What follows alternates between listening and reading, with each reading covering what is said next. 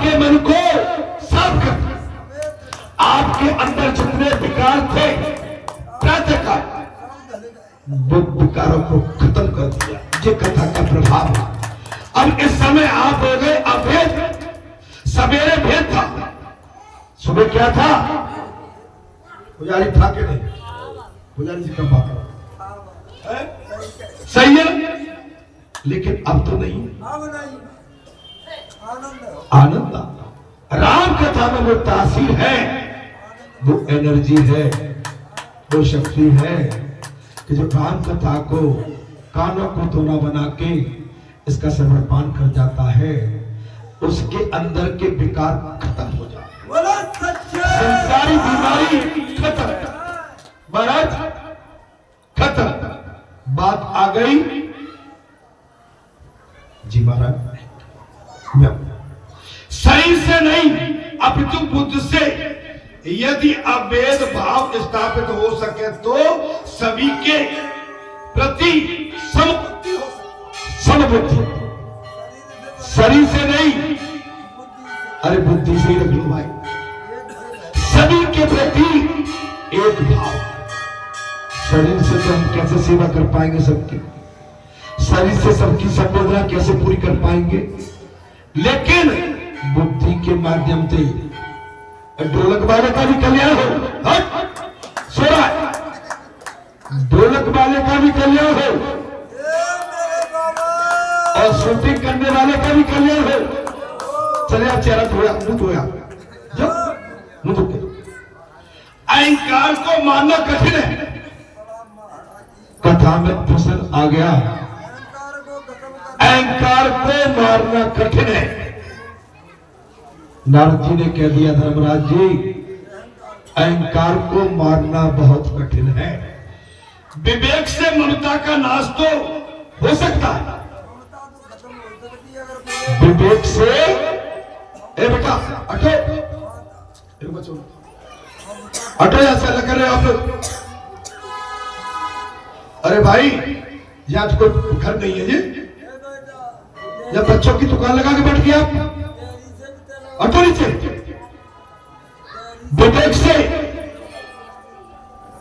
ममता को तो मार सकते हो, हटाओ बच्चों को नीचे कर दो, किंतु अहम भाव को नहीं मार सकते। जिसका भी बच्चा है, दादियों ए दादियों अपने बच्चों को उठाओ, उठाओ, ये नहीं मानेंगे। ये कथा पकड़ डाल रही भाई। अरे इनको भैया कब्जे में रखो, हटाओ इनको, हटाओ इनको। दादी नीचे बैठो, वो ऊपर बचाएंगे जा।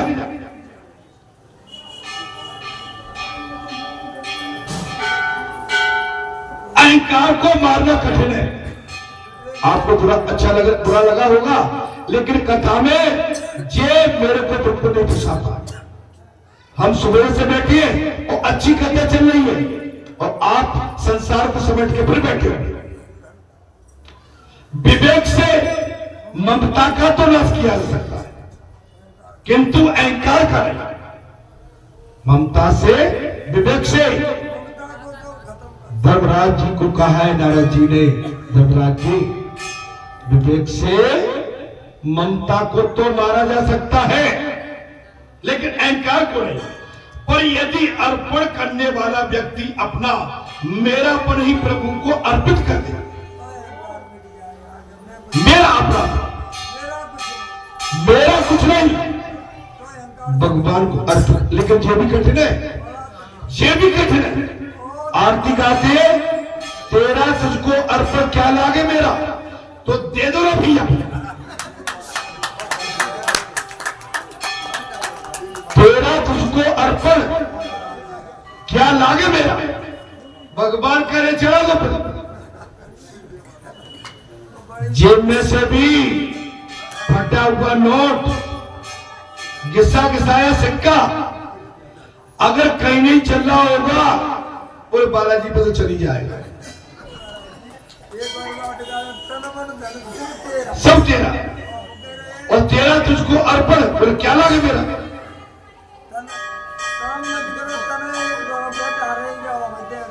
दो जगह खोटे सिक्के को चलाने के लिए, एक तो कोई मंदिर का हो देवस्थान, नहीं पेट्रोल पंप। बोले फटे नोट पेट्रोल पंप पे ले जाओ, चला देंगे। महाराज आदमी की मानसिकता देखिए, आप अपना मन जो कुभाव है वो दूसरी जगह छोड़ रहे हैं। भगवान के लिए खरखरा नया नोट बिल्कुल बचता हुआ टनाटन, भगवान के लिए बेदाग प्रसाद छाट छाट के पैसा तो दिया। मैं कह रहा हूं 10 रुपए के 1 किलो नहीं, आप 10 रुपए का 1 केला लेके आओ, लेकिन कहते भैया चेक केला निकाल दो इसमें से भगवान।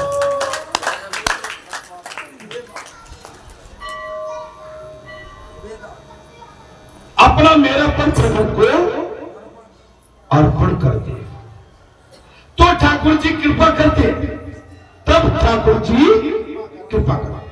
अरे मुझ में अभिमान नहीं है, ये बात हो रहा है। हर आदमी कहता है कि मुझ में बिल्कुल अभिमान नहीं, और ये सबसे बड़ा अभिमान। मनुष्य कहता है बुरे भैया अब में अभिमान है नहीं, लेकिन तुमने कह दिया अभिमान नहीं है, ये सबसे बड़ा अभिमान। हिरण्यकश्यप अहंकार का रूप है। धर्मराज जी से ऋषिमद नारद जी बोले धर्मराज जी हिरण्यकश्यप अहंकार का ही रूप है। उसका अहंकार भी ऐसा है कि जिसने महाराज जिससे देव को, ज्ञानी पुरुषों को और अन्य सभी को कष्ट होता है, उसमें इतना अहंकार है। देवताओं को, देव पुरुषों को और ज्ञानी पुरुषों को भी अहंकार होता है, अहंकार होता। आप समझ सकते, अहंकार नाशुर होता है, और अहंकार कभी किसी के लिए करना नहीं चाहिए। और अहंकार से, अगर हमारे अहंकार से, कथा कहने के अहंकार से अगर आपको भी दुख होता है तो ये भी बड़ा अहंकार है। कथा लचीली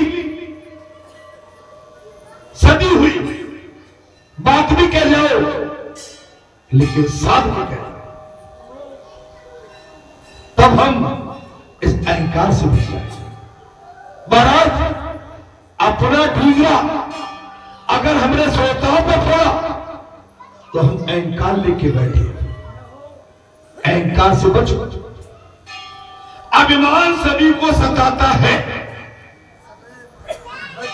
नारद जी ने साथ कह दिया, धर्मराज जी अहंकार सभी को सताता है और रुलाता भी है। अहंकार सताता है, रुलाता है। ममता तो शीघ्र मर जाती है, पर अहंकार नहीं मरता है। एक बार को ममता तो शीघ्र मर जाती है, किंतु अहंकार शीघ्र नहीं मरता है। अहंकार का अंकुर अगर हमारे अंदर आ गया तो वो बहुत जल्दी मरने वाला नहीं है। अहंकार किसी भी चीज का, x y z, a to z, अहंकार सबसे बड़ा विनाशक विस्फोट है। विनाशक विस्फोट। आप समझिए, इस समय तो विस्फोट शब्द आ गया। पश्चिमी बंगाल में इस समय विस्फोट हो रही है। ये वक्फ बोर्ड जिस दिन से लागू हुआ है, उस दिन से बंगाल में ममता दीदी के राज्य में वहां की सीएम है, हमारे हिंदुओं का वहां पर पतन हो रहा, पलाई हो रहा। मुर्शिदाबाद में 150 घर हिंदुओं के पेट्रोल तेल डाल के आग लगा दी। 500 घर पलायन हो गए और दिल्ली हो रहा। माने आप अपने ही देश में सुरक्षित नहीं है इस समय। और ये दूसरा बंगाल खाड़ी लगा, ये दूसरा बंगाल ममता दीदी ने पैदा कर दिया। किसकी खातिर? केवल कुर्सी की खातिर। वहां के मुसलमान बॉर्डर से लगे हुए पश्चिमी बंगाल में प्रवेश करके राजनेता बन के बैठे, उनकी हुकूमत चल रही है। वो देश को चलाना चाहते हैं। जे कट्टरपंथी हमारे देश को चलाना चाहते, विस्फोट करना चाहते हैं। वहां के हिंदू भाई रो रहे हैं, बहन बेटी रो रही है। एक माँ कहती है मेरी जवान 3 बच्चियां हैं, कोई कहती है 2 बच्चियां हैं। हमारी जवान बच्चियों को जो कट्टरवादी मुगल हमारी बहन बेटी को हमसे छीन के उनको ले जाते हैं। आप कुछ आपके रोम खड़े हो रहे हैं कि नहीं हो रहे? अरे भारत जैसे देश में, अपनी इस मातृभूमि में हम अपने आप को असुरक्षित धिक्कार है। ऐसा राजकाज, ऐसी कुर्सी धिक्कार है। इस तरह से वातावरण कर दिया। ये मुगल क्या करने वाले हैं? ये हमारे देश के साथ क्या करने वाले? अरे आपके यहां तो है नहीं दाएं बाएं, नहीं जब माइक पर भी आप ढंग से बोल नहीं पाते, इतने में तो आके वो यहां पर बम फूट जाते।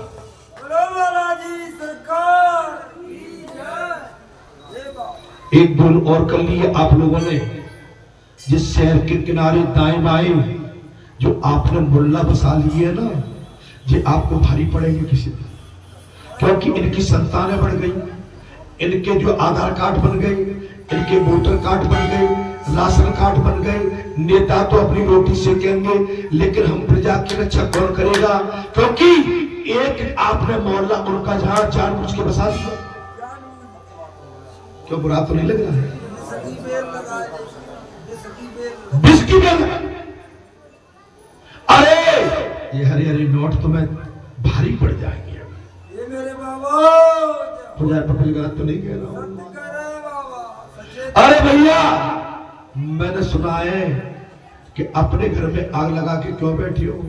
अपने घर में ही अपने हाथ से माचिस इनको बिठालना। भले ही हमने बिठा लिए, कल कहेंगे कि हम तो यहाँ के पट्टेदार हैं। अपन का आ जाओ, आ जाओ, आ जाओ और खाए। हम तो सड़क के किनारे बैठे, बैठे। बुरा तो नहीं लग रहा है? देखते जाओ, आप समझ लो। मैं कथा की ओर आता हूं। कर भला तो हूं भला, सतर्क सावधान। अरे पश्चिमी बंगाल में योगी की डिमांड हो गई है। योगी को भेजो। क्या हो रहा है पश्चिमी बंगाल में? योगी बाबा की डिमांड, हमें योगी चाहिए इस समय।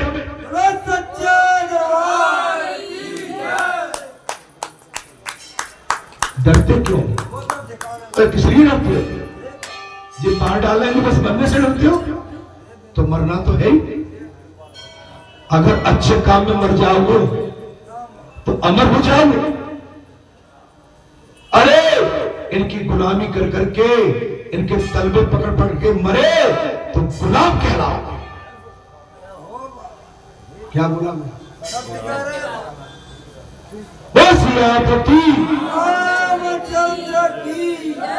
मैं कथा की ओर आता हूं। कथा को विराम भी जल्दी दे रहा हूं, क्योंकि अपने 11:30 का टाइम दिया था।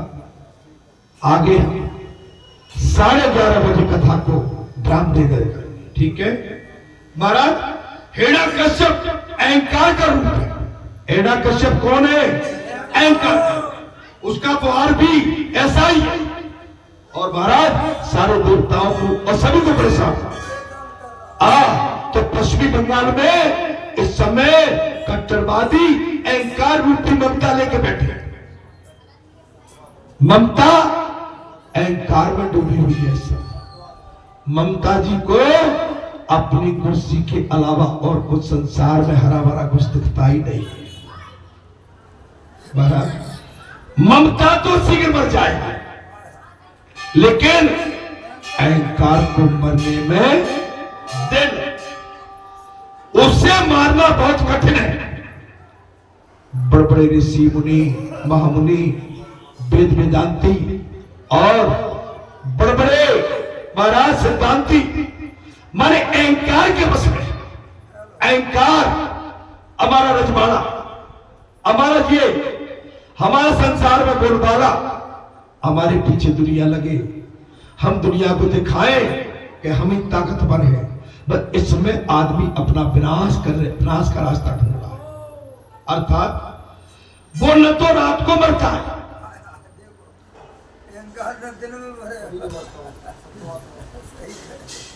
ऋषि नारद जी ने कहा, धर्मराज जी, अहंकार न रात में मरता है, न दिन में मरता है, न तो घर में, न घर के अंदर मरता है, न घर के बाहर मरता है, और वो घर के बाहर भी होता है और अंदर भी होता है। न शस्त्र से मरता है, न अस्त्र से मरता है, उसे मध्य स्थान में ही मारना पड़ता है, बीचों बार। अब कितनी बड़ी बात है, न घर में, न बाहर, न भीतर, न अंदर, न इधर, न उधर, न रात में, न दिन में। अरे उसे मारना है तो बीचों बाज मारो। मनुष्य अहंकार को नष्ट कर देता है तो ईश्वर से दूर नहीं रहता। यदि मनुष्य अपने अहंकार को दूर कर देता है तो उस मनुष्य को कभी भगवान से दूर नहीं होना पड़ेगा। हे पुरुषों महापुरुषों, अभिमान अंदर ही समाया रहता है, अंदर ही समाया रहता है। वो हर जीव के अंदर अहंकार है। कोई भी इस समय पंडाल में बैठे हैं, यहाँ तक कि अगर हम मनुष्य रूप में अपने आप को प्राप्त करते हैं तो हम भी इससे वंचित नहीं है। आप भी कोई वंचित नहीं है। आप बता दो कि हम अहंकार के वशीभूत नहीं है, कोई बता दो। सभी अहंकार में, सभी अहंकार से घिरे हैं किसी न किसी रूप में। मैं ये नहीं कह रहा हूं कि आप इस रूप में, हम इस रूप में, लेकिन किसी न किसी रूप में अहंकार के बस में है। अर्थात मनुष्य को दुख देने वाला यही अहंकार है। मनुष्य को दुख कौन देता है? अहंकार। इस अहंकार को मारना है तो वो दरवाजे की देहरी पर मारो। नारद जी ने साफ कह दिया, अगर इस अहंकार को मारना है तो कहां मारो? दरवाजे की देहरी पे मारो। राम कथा में कहा गया है कि महाराज हर दो गोपियों के बीच में, हर दो गोपियों के बीच में साथ में श्री कृष्ण है। हर दो गोपियों के बीच में साथ में एक भगवान श्री कृष्ण। इसी प्रकार ये दो गोपियों के बीच में श्री कृष्ण को रखोगे तो तुम्हारी अहंकार का नाश हो जाएगा। दो वृत्तियां हैं, एक अच्छी एक बुरी। इन वृत्तियों में अगर बीच में भगवान श्री कृष्ण को रखोगे तो अहंकार का नाश हो जाएगा। एक संकल्प के समाप्त होने पर दूसरे वृत्ति के उत्पन्न होने के पहले यदि श्री कृष्ण को रखोगे तो तुम्हारे अहंकार का नाश होगा। एक वृत्ति खत्म हुई और दूसरी वृत्ति उत्पन्न हो, उससे पहले भगवान श्री कृष्ण को अपने साथ रखो। बस मेरे विचार ऐसे कैसे आ गए? विचारों का खेल पुजारी। हम व्यासपीठ में बैठे और इस समय बढ़िया बुद्धि है, शुद्धि है, पता नहीं हमारा कौन सा मन को भाव हमारी बुद्धि में बैठ जाए। इतनी बढ़िया बात सोचने के बाद हमारी बुद्धि कुबुद्धि में चली जाए। समर्थ मैं आपसे यही विनय करता हूं, प्रत्येक इंद्रिय का मिलन जब तक परमात्मा के साथ नहीं हो पाता तब तक अहंकार नहीं मिट पाता। महाराज ऋषिवर नारद जी ने साफ कह दिया, धर्मराज जी, प्रत्येक इंद्रिय का मिलन भगवान से,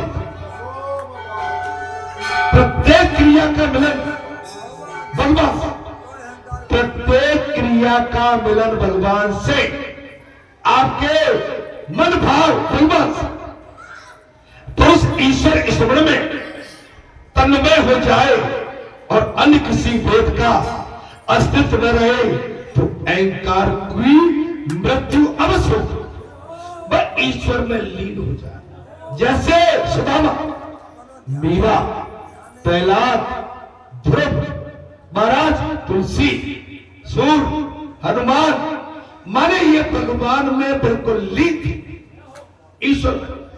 हम आए, हमारे अंदर क्या खुला होता है, कथा हो गई, अब धीरे धीरे वो का है, इतना का है, माने हम कथा के बाद में अपनी दृष्टि को संसार की ओर दौड़ाते। कथा सुनने के बाद, समझने के बाद, सर्वपान करने के बाद हमने कथा के विषय में चिंतन बिल्कुल नहीं किया, कथा को छोड़ दिया, भगवान को छोड़ दिया, और भगवान को छोड़ते ही संसार को लपक लिया, और संसार को जैसे ही लपका वैसे ही संसार का खुला पैदा होता है और हम भ्रम में पड़े। मैंने ये नहीं सुना कि कथा बहुत अच्छी है, मैं पूछूंगा क्या भाई कैसी कथा, नहीं ठीक है, नहीं ठीक है। हमारे बाबा के द्वार में राम कथा होती है, आनंद आता है। बाबा के द्वार में 25-30 साल से सत्संग चल रहा है, आनंद आता है। बाबा के द्वार में घर बैठे संतों के दर्शन होते हैं, आनंद आता है। बाबा के पास आने में हमें आनंद की अनुभूति होती है और हमारा तो यहां से जाने को मन नहीं करता, लेकिन एक्टिविटी वो ऐसा चार छुट जाप वैसा, ये देव स्थान की मर्यादा के अनुरूप नहीं है, ये विपरीत है। ये संसारी वातावरण के लिए देवस्थान, आप पीताम्बरा में चले जाइए, पीताम्बरा में आपको इस तरह के वातावरण के लिए अंदर कोई रुकने नहीं देगा, लोगों ने सीधे बाहर निकलो, सब मौन।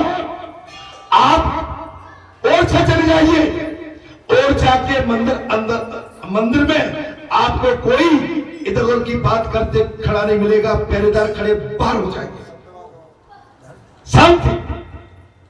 या तो मैंने देखा अभी हनुमान जयंती को मैं तो यही बैठा रहा, वहां पर हमारे पंच बैठे रहे, गद्दे बद्दे पड़े थे। जब मैं भोजन करने गया ना 10 बजे रात, क्या गया महाराज 10 बजे, तो हीरामन की बगल से बीड़ी के डंडे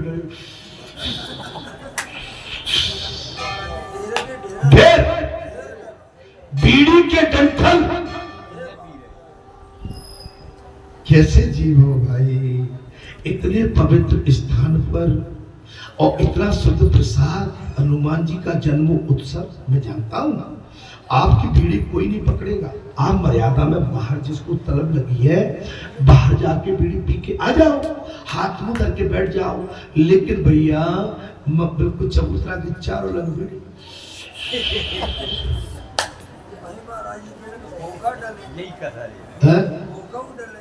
बीड़ी के डंठल ही तो डरे, और मैं क्या कह रहा हूँ बस नहीं, मैं उनको कोई ये नहीं कह रहा हूँ, गलत उनने गलत ये किया कि ये स्थान इसके लिए नहीं है। यहाँ आप अगर भगवान को दूषित करेंगे, भगवान की नाक में बहुत एक अंदर की तीव्र गति होती है, उनकी नाक में तुम्हारा ये धुआं अपवित्र है, तुम स्थान को भी अपवित्र कर रहे हो, क्योंकि तुम इस समय संसार का भाव लेकर, तुमने दिया बत्ती तो लगाई नहीं, अगरबत्ती लगाई नहीं, और तुमने दूषित बत्ती करके मेरे बाबा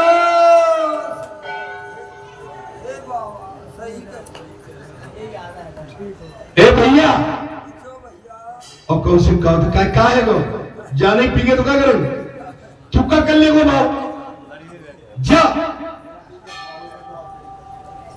भैया, धन्य हो प्रभु, ये भी तुम्हारी लीला। हम तो तुम्हारी सब लीला ही जानते हैं, तुम्हारी सब काम में महाराज हम तो लीला ही जानते हैं। आप एक एक अपनी इंद्री भगवान में लगा दो, थोड़ा सा ईश्वर स्मरण से लग जाए। ज्ञान सुलभ है, किंतु जब तक अहंकार और ममता नष्ट नहीं हो जाएगी तब तक आपको हमको ज्ञान नहीं प्राप्त हो सकता है। ज्ञान सुलभ है, बालाजी धाम ग्राम बरेठा में ज्ञान सुलभ है, लेकिन जब तक हमारे अंदर की ममता और अहंकार खत्म नहीं हो जाएगा, जब तक हमारा कल्याण नहीं हो सकता है। मैंने वही तो बात कही थी। अभी क्या किया, बीड़ी थोक रहे, जो चाह सो करे। महाराज हिरण्यकश्यप ज्ञानी तो था, किंतु उसका ज्ञान अहम भाव अहंकार से भरा था। जैसे रावण ज्ञानी तो था, लेकिन अहंकार भाव था और ममता से भरा हुआ था। अहंकार और ममता से भरा, अपने भाई के मृत्यु के अवसर पर भी उसने ब्रह्म महाराज ब्रह्म उपदेश दिया, ब्रह्मो उपदेश दिया। जो औरों को उपदेश दे वो पहले स्वयं उस पर चले। समझ में आ गई? जो औरों को उपदेश देते हैं पहले उस पर उससे अमल करना पड़ेगा, चलना पड़ेगा, बात तब बनेगी। हम बीड़ी की इसलिए कह रहे हैं कि आम में से शायद कोई बीड़ी नहीं पीता होगा, और पीने वाले हैं एक हाथ दो, मैं उनको भी जानता हूं, वो निकल के बाहर पी आते नहीं। हाँ, लेकिन महाराज जो औरों को उपदेश दे और स्वयं उसे अपने जीवन में न उतारे, वो असुर है, वो असुर है। दूसरे को तो कहता है जी करो, लेकिन स्वयं नहीं करता, वो राक्षस है। कथा कह रही है, मैं नहीं कहता।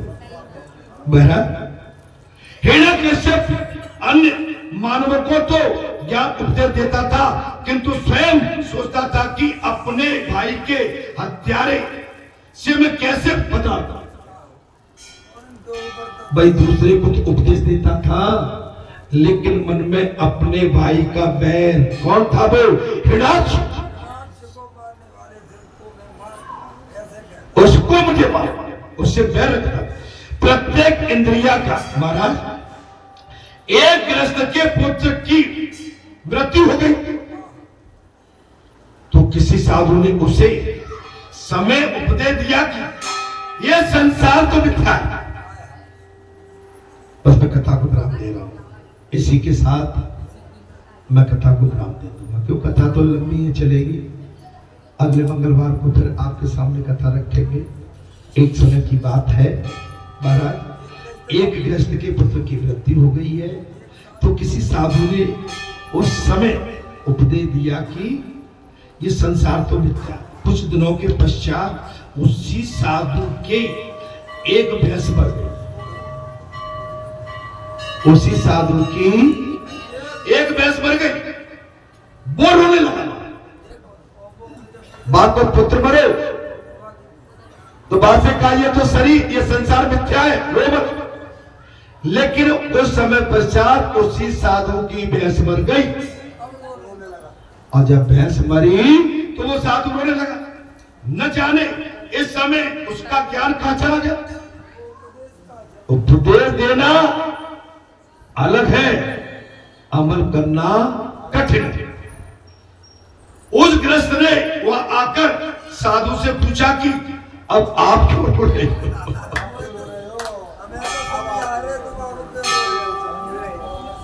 उस गृहस्थ ने पूछा, बोले महाराज जी आप क्यों रोते हो? साधु ने कहा कि वो मेरे पुत्र तो तेरा था, अतः मैंने तुझे उपदेश दिया, किंतु ये भैंस तो मेरी थी। भैया मैंने उपदेश तुझे दिया वो मंत्र तेरा था, लेकिन भैया भैंस तो मेरी मर गई, अतः मैं इसलिए रो रहा हूं। आप अंदाज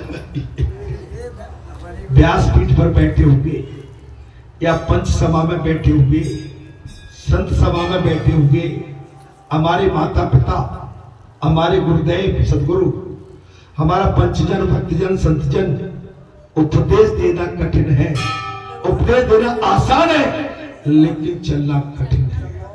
और जो चल जाता है वो अमर हो जाता है, अमर हो जाता है। जब तक एम भाव और ममता विद्वान है तब तक ज्ञान की पहचान नहीं हो पाती। इसी के साथ मैं आज की कथा को जहां विराम देता हूं। कथा 8 बजे से चल रही थी और हमने 11:30 का टाइम रखा था, लेकिन उसके बाद भी 15 मिनट ऊपर चले गए, इसके लिए मुझे क्षमा। मैं आज की कथा को विराम देता, अगले मंगलवार को आपकी हमारी भेंट इस कथा के प्रसंग के आगे जो भी प्रसंग आएगा इस कथा को आगे हम बढ़ाएंगे। जब तक के लिए वो अनुमति आज्ञा दें और आप सभी का भरपूर कल्याण हो, आप आनंद में डूबे रहें और दुख से परे रहें और भगवान का भजन करें, ईश्वर का भजन करें। बस मैं एक मूल मंत्र दे रहा हूं, ईश्वर का भजन करना आपको दुख कभी स्पर्श भी नहीं करता, छू भी नहीं सकता। और मेरी खट्टी मीठी बातों से जिसको दुख हुआ हो मैं कान पकड़ता हूं, मुझे क्षमा करना। जय श्री राम, जय जय।